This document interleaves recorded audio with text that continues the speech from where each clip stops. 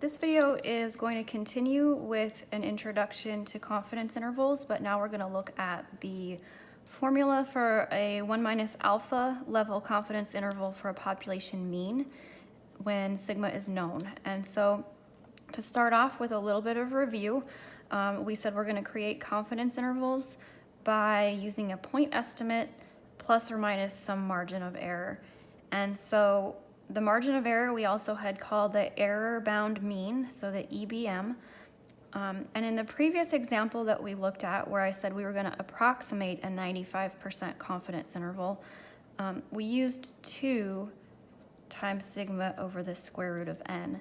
And the reason that we used that 2 is because we were approximating where we would have 95% of the area. I'll just sketch a curve here. In the middle and 2 equal outer tails. And we said we knew from the empirical rule that that was about at 2 and about at -2. Okay, but we're going to look at different confidence levels as well. And so in general, we need a process for knowing what value to use there. It's not always going to be that 2. And so we're going to use this z sub alpha over 2 notation.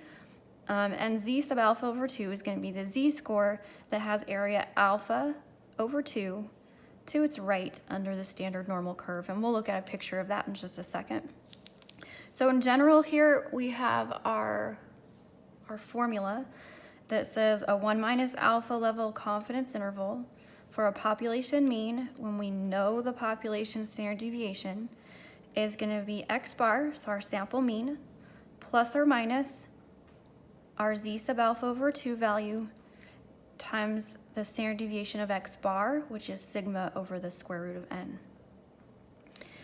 And so we're going to take a look down here at an example.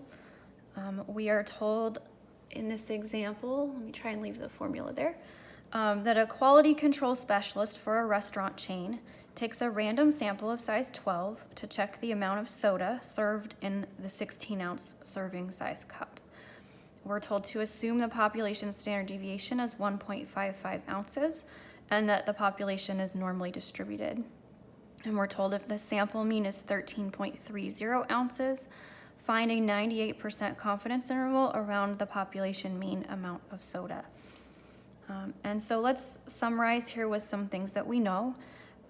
First of all, we talked about a 1 minus alpha level confidence interval. So in this case, what we're told basically is that that 1 minus alpha level is the 0.98, okay? And what that means is we want to create an interval such that we capture 98% of the area in the middle, and then the remaining amount, which you can tell here if 1 minus alpha is 0.98, that alpha is the other 0.02. And the reason we're going to find alpha over 2 is we want to divide that area evenly into 2 tails. So we'll have area, in this case, 0.01 in each tail, 0.98 in the middle, which sums to 100%. Okay. And so we are going to kind of summarize what we know. We know that our sample mean here is 13.30. We know that our population standard deviation is given to us as 1.55. We know our sample size is 12. And we're going to need that z sub alpha over 2 value. Again, because it's a 98% interval, that means alpha is the other 0.02, so the other 2%. So we want z sub 0.02 divided by 2. That's z sub 0.01. So we want the z value that has area 0.01 to its right. As a reminder, we can find that, this is back in chapter 6, we can find that using the inverse norm, where 99% of the area is to the left, so the middle 0.98 and the other 0.01 in the left tail, so 0.99. We're still looking at a standard normal distribution. and that gives you 2.33 as this z sub alpha over 2 value.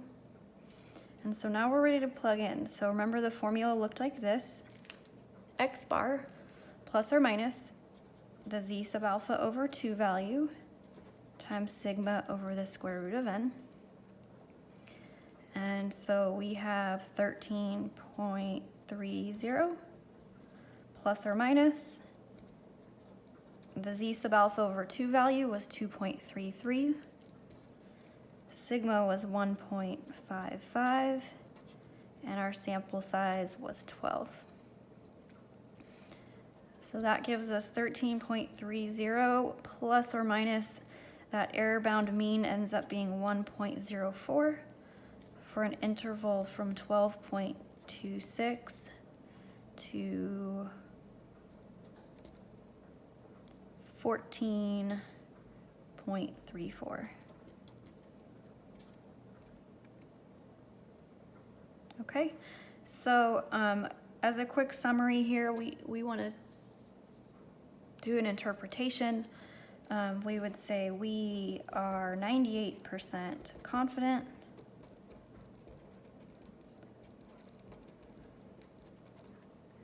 that the mean amount of soda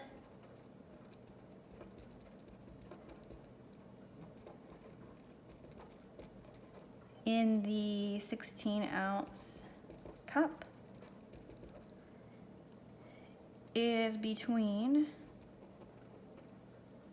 12.26 and 14.34 ounces. Okay, so there's our first example of a full confidence interval for a population mean when sigma is known. What I want us to look at next are kind of some variations on this same problem. So we're gonna look at what happens when we change some things. Okay, so the next example says we're gonna use the data from the example that we just did, but this time we're gonna calculate a 90% confidence interval around the population mean amount of soda. And we're gonna look at what happened to our interval. So you'll notice here that our confidence interval is now 90%. So we are decreasing our confidence level. So our confidence level is going down. And we want to know what happens to our interval width. So as that confidence level goes down, what does the width of the interval do? That's what we want to look at. Okay. So the only thing that's going to change here is our z sub alpha over 2 value. Okay. So this time we have a 90% interval. That means alpha is going to be the other 10%, so 0.10 over 2 is z sub 0.05. Okay. We can look that up again doing inverse norm. And if you need a refresher, we can go through it here.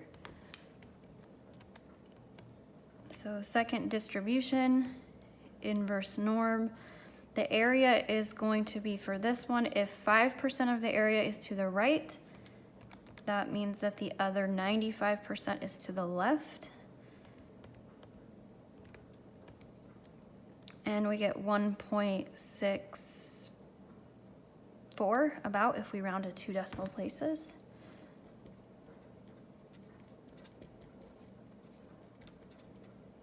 Okay, so that's going to be our z sub alpha over 2 value.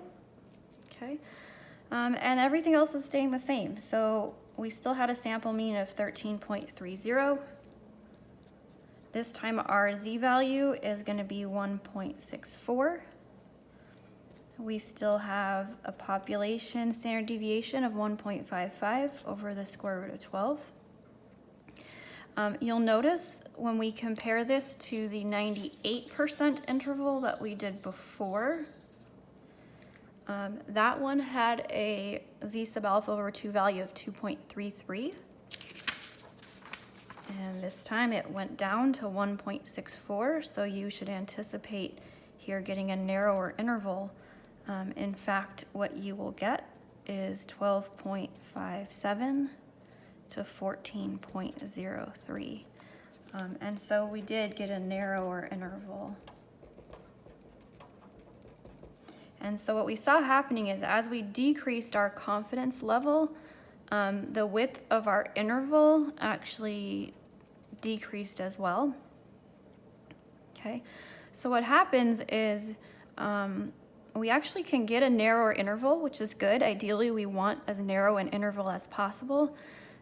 But in order to narrow it, to get it smaller, we have to decrease our confidence level. So in other words, we've gotten a narrower interval, but we are less confident we actually captured mu. So we're only 90% confident now, whereas before we were 98% confident. Okay, so that's one thing I want to have us just keep in mind. Another thing here, as we look at this next variation, it says we're still sticking with that same example. But this time we're gonna keep the 98% confidence level that we had originally and change the sample size to 50 instead of 12, okay? And the reason we're gonna do this is because I want us to see what happens to our interval as we increase the sample size. So we're gonna keep that 98% confidence level, so keep a nice high confidence level and see what happens to our interval when we increase the sample size. Okay, so our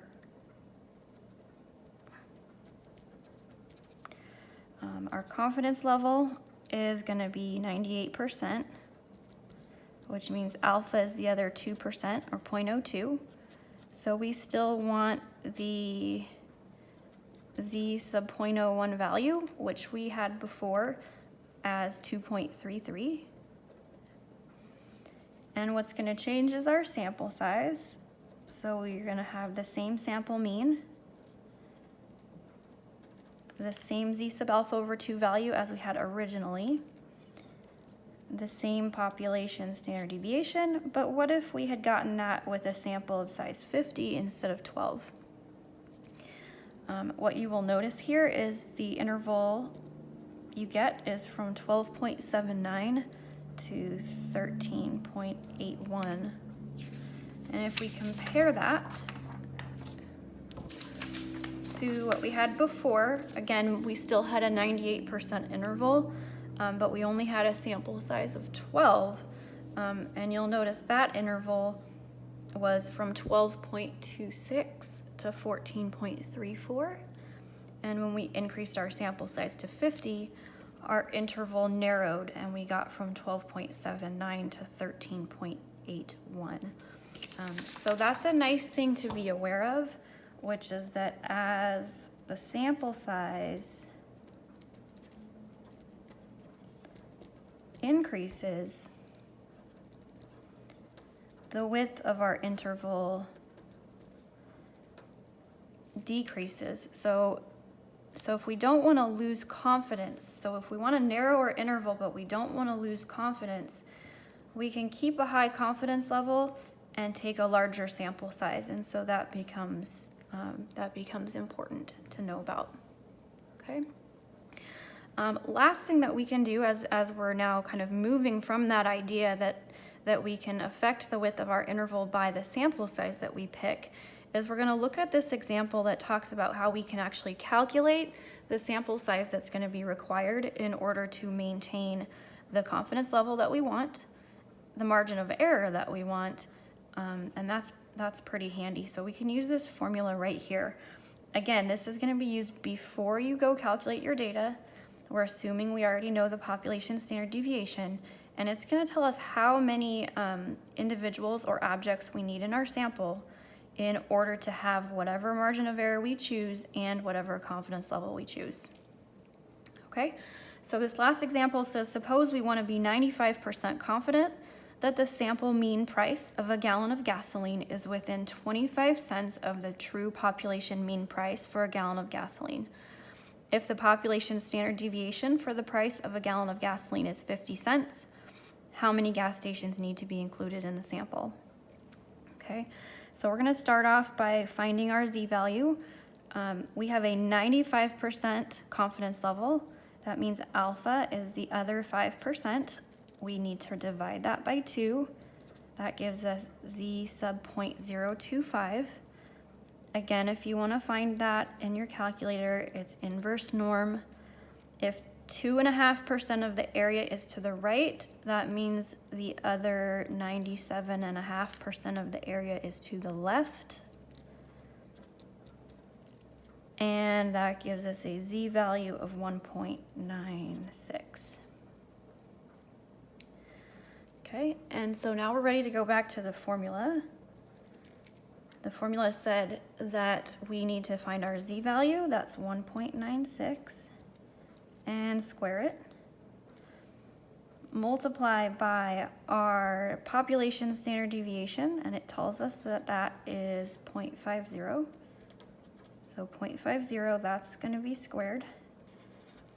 And then divide by the error bound mean. So that's how close we want our estimate to be to the true population mean. So it says that we want to be within 25 cents of the true population mean.